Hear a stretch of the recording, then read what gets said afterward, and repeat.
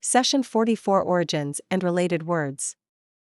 1. Not the real McCoy simulate is from Latin simulo, to copy, and simulo itself derives from the Latin adjective similis, like or similar. Simulation, then, is copying the real thing, pretending to be the genuine article by taking on a similar appearance. The simulation of joy is quite a feat when you really feel depressed. Genuine pearls grow inside oysters, simulated pearls are synthetic, but look like the ones from oysters. Rub a pearl against your teeth to tell the difference, the natural pearl feels gritty. So the frequent advertisement of an inexpensive necklace made of genuine simulated pearls can fool you if you don't know the word, you're being offered a genuine fake. Dissimulation is something else. When you dissimulate, you hide your true feelings by making a pretense of opposite feelings. Then again, maybe it's not something completely else. Sycophants are great dissimulators, they may feel contempt, but show admiration, they may feel negative, but express absolutely positive agreement. A close synonym of dissimulate is dissemble, which also is to hide true feelings by pretending the opposite, or, additionally, to conceal facts, or one's true intentions, by deception, or, still further additionally, to pretend ignorance of facts you'd rather not admit, when, indeed, you're fully aware of them. The noun is dissemblance.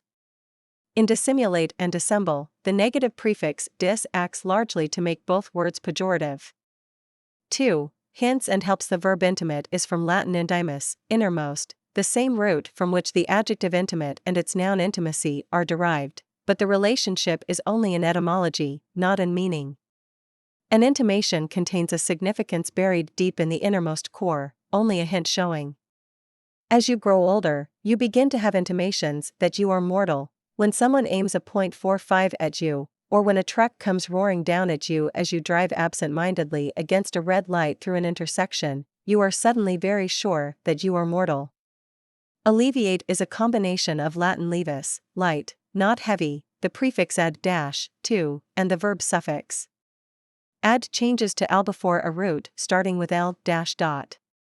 If something alleviates your pain, it makes your pain lighter for you. If I alleviate your sadness, I make it lighter to bear, and if you need some alleviation of your problems, you need them made lighter and less burdensome. To alleviate is to relieve only temporarily, not to cure or do away with. Relieve is also from levis, plus read dash, again, to make light or easy again. The adjective form of alleviate is alleviative, aspirin is an alleviative drug. Anything light will rise, so from the prefix x, out, plus levis, we can construct the verb elevate, etymologically, to raise out, or, actually, raise up, as to elevate one's spirits, raise them up, make them lighter, or elevate someone to a higher position, which is what an elevator does. Have you ever seen a performance of magic in which a person or an object apparently rises in the air as if floating? That's levitation, rising through no visible means. I've watched it a dozen times and never could figure it out. The verb, to so rise, is levitate. And how about levity?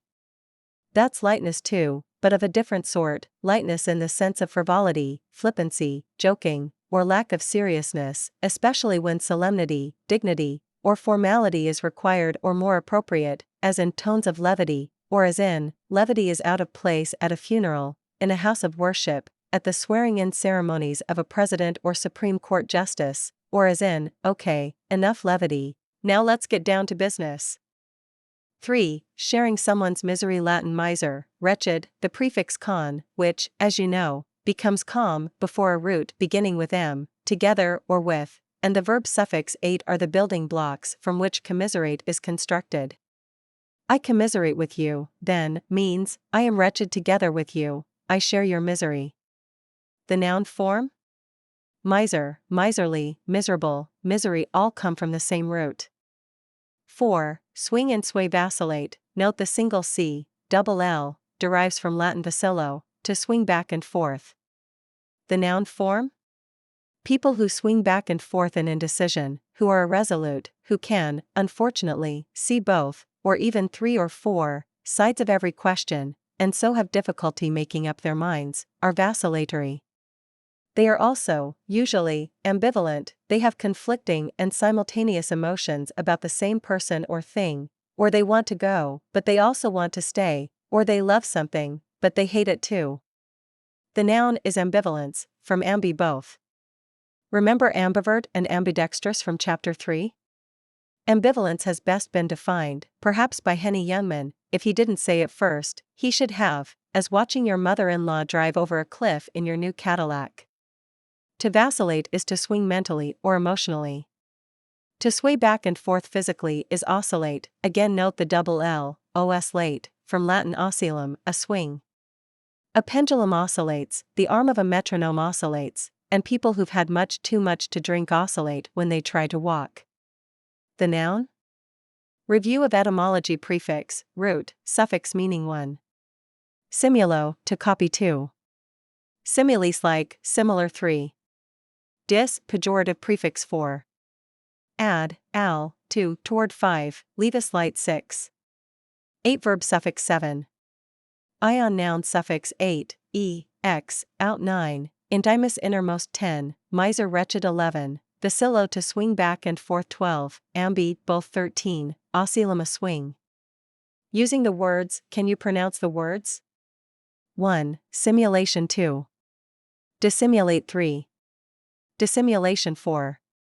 Dissemble 5. Dissemblance 6. Intimation 7. Alleviation 8. Alleviative 9. Levitate 10. Levitation 11. Levity 12. Commiseration 13. Vacillation 14. Vacillatory 15. Ambivalent 16. Ambivalence 17. Oscillate 18. Oscillation.